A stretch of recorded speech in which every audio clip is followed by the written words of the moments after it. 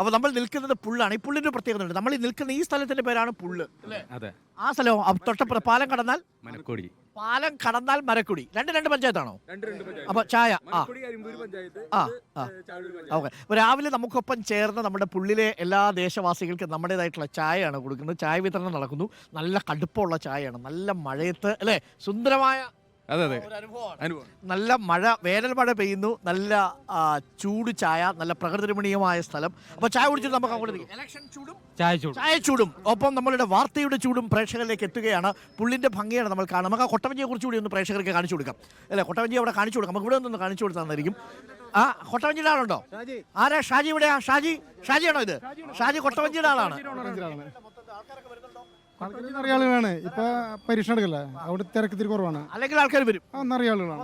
എങ്ങനെ നിങ്ങളുടെ ഒരു പാക്കേജ്? പുള്ളു വരിക, നിങ്ങളുടെ ഈ കൊട്ടവഞ്ചി കയറുക, കൊട്ടവഞ്ചി കയറാം, പിന്നെ കഴിഞ്ഞ ഇവിടെ തട്ടുകടലുണ്ട്, നാടൻ ഭക്ഷണം കഴിക്കാം. അസ്തമയം ഏത് ഭാഗത്താണ് വരിക? അസ്തമയം വരുന്നത് അവിടെ ആ ഭാഗത്ത്. കൊട്ടവഞ്ചിയിൽ ഇരുന്ന് കാണാം. കൊട്ടവഞ്ചിയിൽ ഇരുന്ന് അസ്തമയം കാണാം. കൊട്ടവഞ്ചിയിൽ ഇരുന്ന് അസ്തമയം കാണാം. എത്രയാണ് നിങ്ങളുടെ റേറ്റ്? റേറ്റ് ഒരു ട്രിപ്പിന് 200 രൂപയാണ്. നമുക്ക് ഫ്രീ ആയിട്ട് വരും. ഫ്രീ. അപ്പോൾ നമ്മൾ കൊട്ടവഞ്ചിയിൽ നമുക്കൊന്ന് യാത്ര ചെയ്യാം. രാവിലെ കൊട്ടവഞ്ചി കയറുക. ശരിക്കും പറഞ്ഞാൽ കൊട്ടവഞ്ചിയിലിരുന്ന് അസ്തമയം കാണണം അല്ലേ? പുള്ളിൽ വന്നാൽ കൊട്ടവഞ്ചിയിലിരുന്ന് അസ്തമയം കാണാം. ഇവിടുത്തെ തട്ടുകടയിൽ നിന്ന് ഇവിടുത്തെ ഏറ്റവും ഫേവറേറ്റ് ഫുഡ് ഏതാ? എല്ലാതും ഉണ്ട് ഇവിടെ. ബോട്ടിക്കൊള്ളിയാണ് മെയിൻ.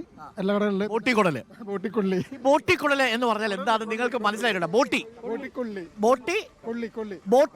ആ, കപ്പയും ബോട്ടിയും. അതാണ് അതിന് പുതിയ പേരാ, ബോട്ടിക്കൊള്ളി എന്ന് പറയുന്നത്.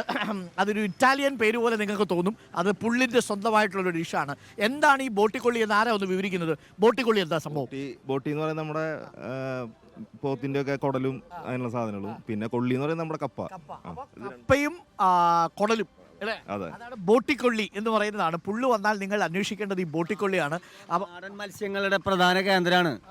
നാടൻ മത്സ്യം, കായൽ മത്സ്യങ്ങൾ ധാരാളം കിട്ടുന്ന ഒരു ഇവിടെ. പിന്നെ ഇവിടെ വരുന്നൊരു പോരായ്മ എന്ന് വെച്ചിട്ടുണ്ടെങ്കിൽ ഈ വളർത്തു മത്സ്യങ്ങളെ ഇട്ടിട്ട് നാടൻ മത്സ്യങ്ങളെ പ്രത്യുൽപാദനം തടയുന്ന ഒരു സംഭവം വരുന്നുണ്ട്. ആരാ ചെയ്യുന്നത്? കർഷകരുടെ ബന്ധപ്പെട്ട ആളുകൾ ശ്രദ്ധിക്കുകയാണെങ്കിൽ നാടൻ മത്സ്യങ്ങളുടെ ഉൽപാദനം തന്നെ ഇവിടെ വർദ്ധിപ്പിക്കാം. നാടൻ മത്സ്യങ്ങളുടെ ഉൽപാദന കേന്ദ്രമായിട്ട് പുള്ളിനെ മാറ്റാൻ പറ്റും. അതെ, നാടൻ മത്സ്യങ്ങളുടെ ഉൽപാദനമായിട്ട് വളർത്തു മത്സ്യങ്ങൾ ഇവിടെ വന്നതോടുകൂടിയിട്ട് നാടൻ മത്സ്യങ്ങളുടെ പ്രത്യുൽപാദനം തന്നെ കുറഞ്ഞു പോയി തുടങ്ങി. വളരെ പ്രധാനപ്പെട്ട കാര്യമാണ്. അപ്പം പുള്ളിലെ മനുഷ്യരുമായിട്ടാണ് നമ്മൾ സംസാരിക്കുന്നത്. അപ്പോൾ ഷാജി നമുക്കൊരു കൊട്ടവഞ്ചിയിലെ യാത്ര വാഗ്ദാനം ചെയ്തിട്ടുണ്ട്. നമുക്കൊന്ന് കൊട്ടവഞ്ചി ഒന്ന് പരീക്ഷിച്ചാലോ? നമുക്കൊന്ന് കൊട്ടവഞ്ചിയിലോട്ട് പോവാം. അപ്പോൾ കൊട്ടവഞ്ചി നമുക്കൊന്ന് പരിചയപ്പെടുത്താം. അപ്പോൾ പുള്ളിലേക്ക് വരണം. അവിടെ ബോട്ടിക്കൊള്ളി കിട്ടും. അവിടെ നല്ല സായാഹ്നം കാണാം. നല്ല വാർത്ത എറിയുന്ന മനുഷ്യരുണ്ട്, രാഷ്ട്രീയ നിലപാടുള്ള മനുഷ്യരുണ്ട്. അവരൊക്കെ രാവിലെ തന്നെ ഇവിടെ വരും. നമ്മുടെ കുടുംബശ്രീയുടെ കടയിൽ വന്ന് ഒരു ചായയൊക്കെ കുടിച്ചു പോകും. നമസ്കാരം. രാവിലെ എങ്ങോട്ടാണ്? ഇടയ്ക്ക് വരും. എങ്ങനെ മൊത്തത്തിലൊരു ഇവിടുത്തെ ഒരു രാഷ്ട്രീയ ചൂടൊക്കെ? രാഷ്ട്രീയം പല രീതിയിലാണ്.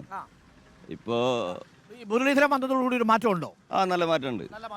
കോൺഗ്രസ്സുകാർക്കിടയിലൊക്കെ ഒരു ഉണർവ് വന്നു എന്ന് പറയുന്നത് തീർച്ചയായും. അല്ല, ഒരു പതിഞ്ഞ താളത്തിൽ പോയിരുന്ന ആൾക്കാർ അല്ലെങ്കിൽ നമ്മൾ ജയിക്കും, നമുക്ക് ജയിക്കാൻ പറ്റും എന്നുള്ളൊരു ധാരണയിൽ മുന്നോട്ട് പോകുന്ന വലിയൊരു മാറ്റപ്പെടുന്നു. സേനയായി മാറി. പിന്നെ തീർച്ചയായും എല്ലാ ബൂത്തുകളിലും അല്ലെങ്കിൽ എല്ലാ സ്ഥലങ്ങളിലും ഒരു സംഘടനയായിട്ട് അല്ലെങ്കിൽ ഇല്ലാത്ത രീതിയിലൊരു സംഘടന പ്രവർത്തനം നടത്തിയിട്ട് പ്രവർത്തിക്കാനും മുന്നോട്ട് പോകാനും അവർ വളരെ രീതിയിൽ മുന്നോട്ട് വന്നിട്ടുണ്ട്.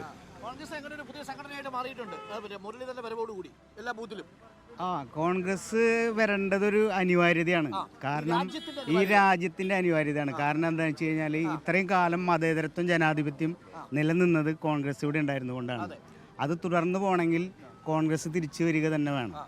പിന്നെ ജനങ്ങളിലെ വിഭജനം വീണ്ടും ഒരു പഴയ നൂറ്റാണ്ടിലേക്ക് ജാതീയമായിട്ടും വംശീയമായിട്ടും കൊണ്ടുപോകുന്ന പ്രവണത അത് മാറണമെങ്കിൽ തീർച്ചയായിട്ടും കോൺഗ്രസ് വന്നതേ. അരവിന്ദ് കെജ്രിവാളിനെ അറസ്റ്റ് ചെയ്തു. ഇന്ത്യ മുന്നണി ഒറ്റക്കെട്ടായി നിൽക്കുകയാണ്. അപ്പോൾ സുനിൽകുമാറും കെ മുരളീധരനും ഒറ്റക്കെട്ടായിട്ടാണ് ബി.ജെ.പി എതിരിടാൻ പോകുന്നത് അല്ലേ? ഇവരെല്ലാവരും ഒന്നാണ്. ഇവിടുന്ന് കഴിഞ്ഞാൽ ഇവരെല്ലാവരും ഒന്നാ. അമ്മി അമ്മി അതന്നെയാണ് അറബിയിൽ പറയുകയാണെങ്കിൽ അമ്മി അമ്മി അതന്നെ. അല്ല, അതിന്റെ കാരണം എന്താണെന്ന് വെച്ച് കഴിഞ്ഞാൽ ഈ രണ്ട് പാർട്ടിയുടെയും അടിസ്ഥാന തത്വം മതേതരത്വം എന്നുള്ളതാണ്. അതാണ് അതിന്റെ കാരണം. ജനങ്ങളെ വിഭജിക്കാതിരിക്കുക, ജനങ്ങളെ പഴയൊരു കാലഘട്ടത്തിലേക്ക് നൂറ്റാണ്ടിലേക്ക് കൊണ്ടുപോകാതിരിക്കാൻ വേണ്ടിയിട്ടാണ് ഈ രണ്ട് പാർട്ടിയും ഒരുമിച്ച്. ഒന്ന് പറഞ്ഞു നിൽക്കണതിന് ഒരു ഇപ്പോഴും എന്തെങ്കിലും ഒരു കാര്യം ചെയ്യുമ്പോൾ അവരെ അറസ്റ്റ് ചെയ്യുക, വായടപ്പിക്കുക എന്നുള്ളതിനുള്ള ഒരു മാറ്റം ഇപ്പോഴും കാണിക്കുന്നില്ല. അരവിന്ദ് കെജ്രിവാളിനെ രാത്രിയിൽ അറസ്റ്റ് ചെയ്തു. രാത്രിയിൽ അറസ്റ്റ് ചെയ്തത് കഴിഞ്ഞാൽ എങ്ങനെ അറസ്റ്റ് ചെയ്യാം, അല്ലെങ്കിൽ ആര് എന്തിനൊരു ശബ്ദം ഉയർത്തണം, അവരെങ്ങനെ ഒഴിവാക്കുക എന്നുള്ളതാണ് ഇപ്പോൾ തുടർന്ന് പോയിക്കൊണ്ടിരിക്കുന്നത്. കെ മുരളീധരനെ ഒരു ജയസാധ്യത താങ്കൾ കാണുന്നുണ്ട്? തീർച്ചയായിട്ടും ഞങ്ങൾ അങ്ങനെ തന്നെയാണല്ലോ പ്രതീക്ഷിക്കേണ്ടത്. പിന്നെ അഭിപ്രായ സ്വാതന്ത്ര്യം എന്ന് പറയുന്ന ഒരു സംഭവം ഇത്രയും കാലം നമുക്കൊക്കെ ഇങ്ങനെ നിന്ന് സംസാരിക്കാനുള്ളൊരു ഉണ്ടാക്കിയെടുത്തത് നമ്മൾ ഇങ്ങനെ കോൺഗ്രസ് ഭരിക്കുന്നത് കൊണ്ട് തന്നെയാണല്ലോ, ഭരിച്ചത് കൊണ്ടാണല്ലോ. അതിന് കെ മുരളീധരൻ വന്നതോടുകൂടി ഒരു കുട്ടിച്ചോറാക്കിയതൊക്കെ അതാണല്ലോ അടിയന്തരാവസ്ഥയെ ജനങ്ങൾക്ക് സ്വാതന്ത്ര്യം കൊടുത്ത സമയം എന്ന് പറഞ്ഞാൽ അടിയന്തരാവസ്ഥ. കൊണ്ടുപോകുന്ന ഞാൻ 14 വയസ്സിൽ അടി കൊണ്ടുപോകാൻ അടിയന്തരാവസ്ഥ കാലത്ത്. കെ മുരളീധരൻ വന്നതിന് ശേഷം ഒരു മൊത്തത്തിലൊരു ഉണർവ് വന്നിട്ടുണ്ടെന്ന് പറയുന്നു. അതെ, തീർച്ചയായിട്ടും ഉണ്ട്. അദ്ദേഹം ഒരുപാട് പ്രവർത്തന പാരമ്പര്യം കഴിവുമുള്ള ആളാണ്. അപ്പോൾ അതിൻ്റെതായ രീതിയിലുള്ള പ്രവർത്തനങ്ങൾ ആളിവിടെ വന്ന് കാഴ്ചവെക്കും. അപ്പൊ കെ മുരളീധരൻ ഒരു സാധ്യതയുണ്ട്. ഇവിടെയാണോ? പുള്ളാണോ വീട്? ഉള്ളിലാണ്. അപ്പോൾ ഞാൻ വാർത്തയും കൂടെ എടുക്കാം. വാർത്ത എടുക്കുന്നതിനോടൊപ്പം നമ്മൾ ആ കൊട്ടവഞ്ചിയിലേക്ക് ഒന്ന് പോയി വരാം. അപ്പോൾ നമ്മൾ പുള്ളിൻ്റെ ഒരു സിഗ്നേച്ചറാണ്, പുള്ളിൻ്റെ കയ്യൊപ്പ് പതിഞ്ഞ് കിടക്കുന്ന കാഴ്ചകളിലേക്കാണ് ഞാൻ നിങ്ങളുടെ ശ്രദ്ധ ക്ഷണിക്കുന്നത്. അപ്പോൾ ഭക്ഷണത്തിൻ്റെ കാര്യം പറഞ്ഞു, ബോട്ടിക്കൊള്ളി കഴിച്ചിട്ടുണ്ടോ? പിന്നെ കഴിക്കാൻ അടിപൊളിയല്ലേ? അടിപൊളി, സൂപ്പർ അല്ലേ? ഇവിടെ ഒരുപാട് വെറൈറ്റി ഉണ്ട്. ബോട്ടിക്കൊള്ളി, കല്ലുമ്മക്കായ, താറാവ്, ആട്. കാണുമ്പോൾ വളരെ ചെറിയ കടകളാണെങ്കിലും ഒരു 10, 20, 25 ഐറ്റംസ് ഉണ്ട് ഇവിടെ. 25 ഐറ്റം ഉണ്ട്. കേൾക്കുമ്പോൾ തന്നെ നമുക്ക് രുചി വരുന്നുണ്ട് അല്ലേ?